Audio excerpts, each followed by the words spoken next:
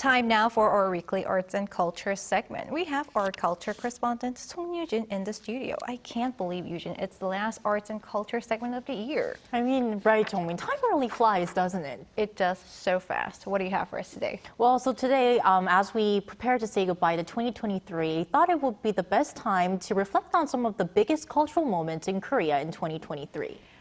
Great, boy. Where should we even start? Well, let's first start with K-pop, mainly BTS. All 7 members released their individual solo albums this year, which topped music charts overseas, like the US Billboard and UK official charts. The boys also celebrated their 10th anniversary in June, and all members are now in the military, with RMV, Jimin, and Jungkook having started their service this month.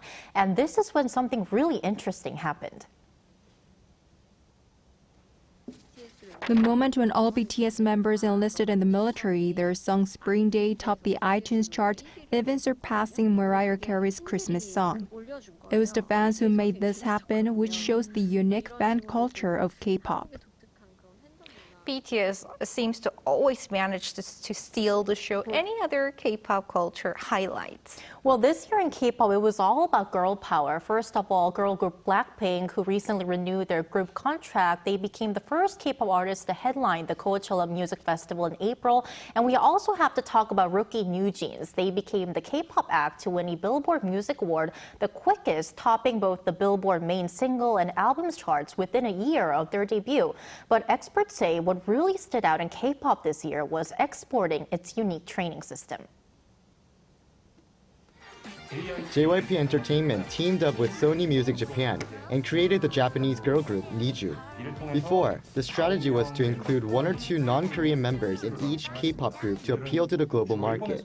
The trend now is creating K-pop style groups tailored to the culture and preferences of the local audience, sometimes without any Korean members. And not only JYP Entertainment, but HYBE also partnered with US-based Geffen Records for the global audition program, the debut Dream Academy. The resulting 6-member group called Cat's Eye will likely debut next year. Will it be an exaggeration to say that K-pop's influence is reaching every corner of the globe? Now onto the big screen. It wasn't the brightest year for the Korean cinema, was it? Right, it wasn't really a blockbuster year for the Korean cinema because just 2 movies surpassed the 10 million mark at the Korean box office, which was the 3rd installment of the Roundup series and 12/12 The Day. Now, one expert I talked to says this is due to the rise of short-form videos. People now search for quick summaries of movies on YouTube or watch bits of them when they have time.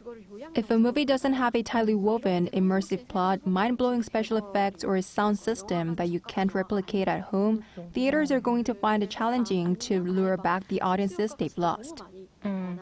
A tough year for theaters, indeed. But streaming services had their time to shine. Right, it was a really big year for the small screen. For example, the Netflix original The Glory, it became the 3rd most watched title on the streamer during the first half of this year with a total viewing time of 622.8 million hours. Meanwhile, on Disney+, Moving became the most watched Korean original on the platform.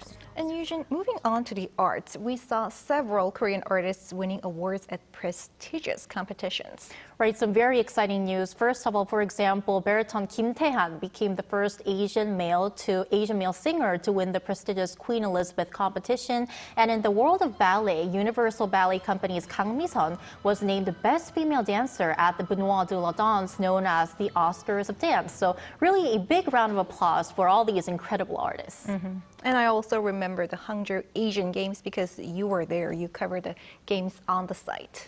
Right, it was probably one of the most unforgettable and best coverages that I've done this year, and Korea really made a stellar performance, clinching its 3rd consecutive gold in men's football, its first table tennis gold in over 2 decades, and won the women's individual and team badminton competitions for the first time in almost 30 years. Now, eSports also received great spotlight, debuting as an official Asian Games sports. Korea won 2 golds in eSports and also hosted the League of Legends World Championship for the first time in 5 years.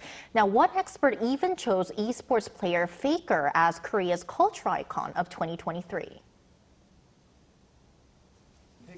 Faker rose to even bigger fame after winning gold at the Asian Games and the League of Legends World Championship. He played a huge role in establishing the idea that gaming is a legitimate sport. He's been drawing hundreds of millions of gamers worldwide to Korea and K-culture, with a fan base as devoted as those of K-pop stars. But like any other year, it wasn't all good news, was it? Unfortunately, no. First of all, 50/50, the girl group, they faced a legal dispute with their management agency when they requested a contract suspension, and the court denied their request, and the company expelled the 3 members who continue with the lawsuit. So it's more like 25-75 than 50/50.